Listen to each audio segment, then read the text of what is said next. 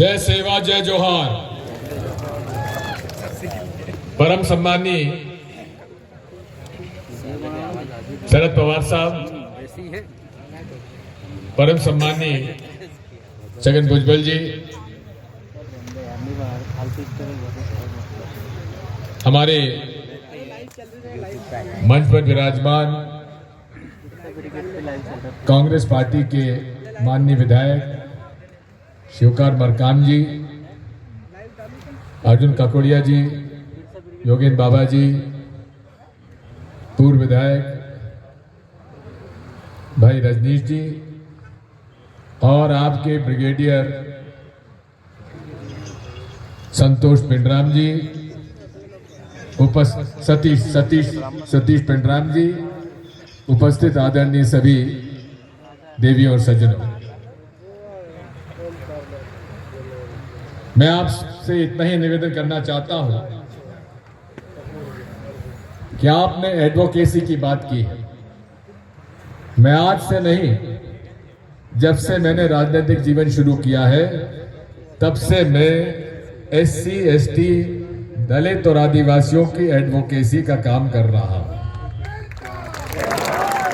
सेवा सेवा सेवा सेवा। मैं बताना चाहता हूं, पैसा कानून का आपने अपने मेमोरेंडम में कहा है कि 2022 से शुरू हुआ। नहीं, मध्य प्रदेश में 1998 में हमने पैसा के कानून के नियम बनाना शुरू कर दिया था और डॉक्टर BD शर्मा, जिन्होंने पैसा कानून ड्राफ्ट किया था, उन्हीं की जिम्मेदारी दी थी और ग्राम सभा को अधिकार संपन्न बनाने का कानून बनाया था। इसलिए हम मध्य प्रदेश पहला राज्य था जिसने पैसा कानून को लागू करने का प्रयास किया था। यही नहीं है, 5th शेड्यूल और 6th शेड्यूल, हमारे 2 जिले ऐसे हैं जहां की 50% से ज्यादा आदिवासी की जनसंख्या है। उनमें 6th शेड्यूल लागू करने का हमने प्रस्ताव विधानसभा से और 5th शेड्यूल लागू करने का प्रस्ताव विधानसभा में 93 और 2003 के बाद हमने सर्वसम्मति से केंद्र सरकार को भिजवाया, लेकिन तत्कालीन अटल जी की सरकार ने उसे सहमति नहीं देने के कारण हम लोग लागू नहीं कर पाए। मैं इस बात को भी कहना चाहता हूं कि ईमानदारी के साथ वन अधिनियम का पालन करने के लिए कमलनाथ जी की सरकार में हमारे ओकार मरकाम जी को मैं बधाई देता हूं, कमलनाथ जी को और उनको। वन अधिकार अधिनियम के 4.5 लाख पट्टे तत्कालीन भारतीय जनता पार्टी सरकार ने कैंसिल कर दिए थे। सुप्रीम कोर्ट का ऑर्डर हो गया था कि सारे पट्टे निरस्त किए जाते हैं। हमने अच्छे वकील लगाकर उसे फिर से रिव्यू करवाया और रिव्यू करवाने के बाद सारे पट्टों का फिर से रिव्यू कराने के बाद 3 लाख से ज्यादा आदिवासियों के पट्टे हम लोगों ने बंटवाने का प्रयास किया और 15 महीने की सरकार यदि पूरे समय चलती तो और ज्यादा करते। आदिवासी दिवस 9 अगस्त को हमने छुट्टी घोषित की और अनेक कार्यक्रम कमलनाथ जी के समय दिए गए। आदिवासी अधिकारी और कर्मचारियों को प्रमोशन में रिजर्वेशन देने का काम भी हमारी सरकार ने शुरू किया था। तो इसलिए सतीश जी, आपकी एडवोकेसी आज से मैं नहीं कर रहा हूं। मैं जब से राजनीति में आया हूं तब से मैं आदिवासी और दलितों की एडवोकेसी कर रहा हूं और आखिरी सांस तक एडवोकेसी आप लोग करता रहा। हमारे रमा काकोड़िया जी मौजूद हैं, इनको आपने सम्मान किया, जरा खड़े हो जाओ जहां भी हो। हमारे रमा काकोड़िया जी कहाँ हो? अभी आपको सम्मानित किया गया है। ये रमा काकोड़िया जी खड़े हुए हैं, इनके ऊपर झूठा प्रकरण चलाया गया। जयेश का सम्मेलन था, मैं 5 घंटे जमीन में, मंच पे नहीं गया, जमीन में बैठकर इस व्यक्ति की लड़ाई लड़ी और इसको छुड़वाया हम लोगों ने। तो लड़ाई हम लोग लड़ते आए हैं, लड़ते रहेंगे। हम वो लोग हैं जो कहते हैं, करके दिखाते हैं। और आदिवासियों के हित के लिए मैं वादा करता हूं कि जल जंगल की जमीन की लड़ाई हम लोग लड़ेंगे। 1927 में इंडियन फॉरेस्ट एक्ट आया और उसकी वजह से हमारे वन अधिकार जो आदिवासियों के थे वो छिने। हम कैसे भूल सकते हैं इस देश में भीमा नायक, बिरसा मुंडा, टाटिया भील और जंगल सत्याग्रह का हीरो हमारे गंजन सिंह जी कोरकू, इन लोगों को हम कैसे भुला सकते हैं। महात्मा गांधी के नेतृत्व में बैतूल से जंगल सत्याग्रह शुरू हुआ था, जहां 4 आदिवासियों की शहीद हुए और चारों आदिवासियों के नाम से जिला कांग्रेस कमेटी में हमारा हॉल बना हुआ है। इसलिए हम पूरे तरीके से आपके साथ हैं। यही नहीं है, मैं बधाई देता हूं शाकिर भाई को।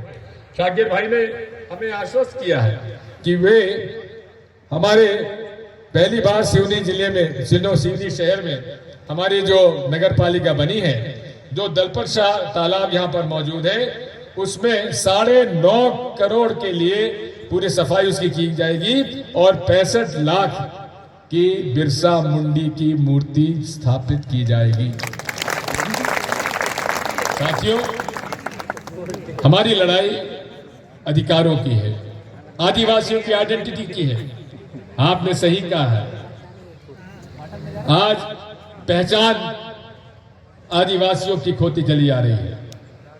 भारतीय जनता पार्टी आरएसएस, आपने भाई पेनराम जी कहा है कि मैं आरएसएस के खिलाफ बोलता हूं, लेकिन आदिवासियों के पक्ष में नहीं बोल रहा हूं। मैं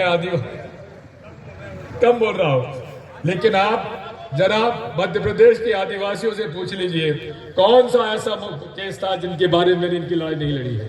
नेमावर के अंदर 5 आदिवासी लोगों की हत्या हुई, उसमें सारी लड़ाई हम लोगों ने लड़ी। ये डॉक्टर आनंद राय बैठे हैं जिनको आपने सम्मानित किया, पूछिए इनसे जेल में मिलने कौन गया था और इनको छुड़ाने के लिए मैंने पूरी कोशिश की कि नहीं की। मैं इतना आपसे कहना चाहता हूं कि हम पूरे तरीके से, लटेरी में हमारे आदिवासी की हत्या हुई, मोकासी मरकार और हम लोग गए थे।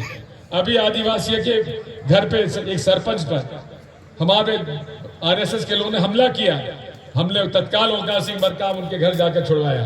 तो हम लोग तो लड़ाई लड़ रहे हैं, लेकिन मैं आपको सचेत कर देना चाहता हूं, ऐसे बहुत सारे लोग हैं। सतीश पेंड्राम जी, मैं आपको बधाई देता हूं कि आरएसएस के खिलाफ आप आवाज उठाते हैं, क्योंकि वो संगठन है जो आपकी आइडेंटिटी छीनना चाहता है, आपकी पहचान छीनना चाहता है। अरे वनवासी, यही वनवासी अगर जंगलों में रहकर शहर पहुंच गया तो क्या आदिवासी वनवासी बन के ये अपना हक छोड़ देगा? क्या ये आदिवासी कहलाना बंद छोड़ देगा? क्या ये शेड्यूल ट्राइब की सूची में नहीं रहेगा? या आप इनकी आइडेंटिटी छीन रहे हैं, इनको गुमराह कर रहे हैं? मैं आगाह करने देना चाहता हूं आरएसएस को और भारतीय जनता पार्टी के लोगों को, इनकी पहचान मत छीनिए। इनकी पहचान बनाए रखना ये इनका मौलिक संविधान अधिकार है, क्योंकि इस देश में अगर सबसे पुराने आवासी लोग कोई है तो ये आदिवासी लोग हैं। हम लोग तो सब बाहर से आए हुए हैं, मूल आदिवासी निवासी कोई है तो यहाँ का आदिवासी है। मैं आखिर में आपसे इतना ही कहना चाहता हूँ, बहुत समय आपका लिया है।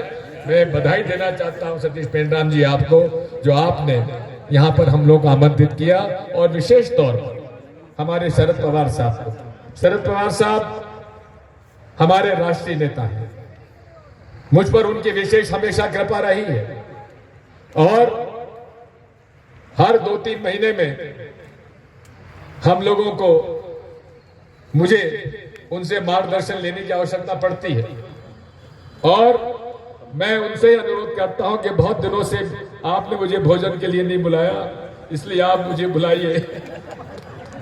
उनकी बड़ी कृपा मुझ पर है, और हम लोग लड़ाई ना केवल आदिवासियों के लड़ेंगे, लेकिन इस देश में जो हमारे ईवीएम मशीन में चोरी हो रही है, डकैती हो रही है, उसकी लड़ाई भी शरद पवार जी के नेतृत्व में हम पूरी लड़ेंगे।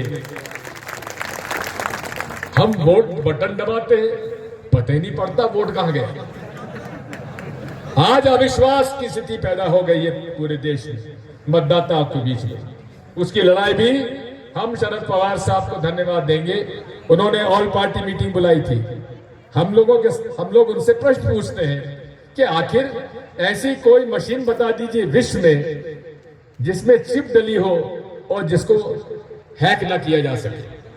अरे बांग्लादेश और रशिया के रिजर्व बैंक से चोरी कर ली गई, तो यहां के वोटरों की चोरी तो बड़ी आसानी से हो सकती है। क्या हम इस देश के प्रजातंत्र को, लोकतंत्र को चुराने के लिए कुछ हैकर्स बैठे रहे इस देश की या बाहर के, उसको हम मंजूरी, हमको इजाजत दे देंगे? हमसे कहते हैं स्टैंड अलोन मशीन है, लेकिन जवाब नहीं देते। कहते हैं single one time programmable chip है, हम पूछते हैं कि नहीं है, जवाब नहीं देते। इनके पास जवाब नहीं है। इसके लिए जन आंदोलन हमें छेड़ना पड़ेगा और उसके लिए हमें जगह जगह जाना पड़ेगा। तो आदिवासियों की लड़ाई के साथ साथ, दलितों की लड़ाई के साथ साथ, जल जंगल जमीन की लड़ाई के साथ साथ हमें संविधान और लोकतंत्र की लड़ाई भी लड़ना पड़ेगा, क्योंकि आज भारतीय संविधान खतरे में है, लोकतंत्र खतरे में है। इसीलिए मैं आप सब लोगों के बीच में उपस्थित हुआ हूं। मैं सतीश पेंड्राम जी को बहुत बहुत धन्यवाद दूंगा और आपकी पूरी टीम को, जिस डिसिप्लिन के साथ आप लोगों ने आज संचालन किया है, हम आपके मुरीद हो चुके हैं। बहुत बहुत धन्यवाद। जय हिंद, जय सेवा, जय जोहार। जोरदार तालियां हो जाए दिग्विजय सिंह जी के लिए।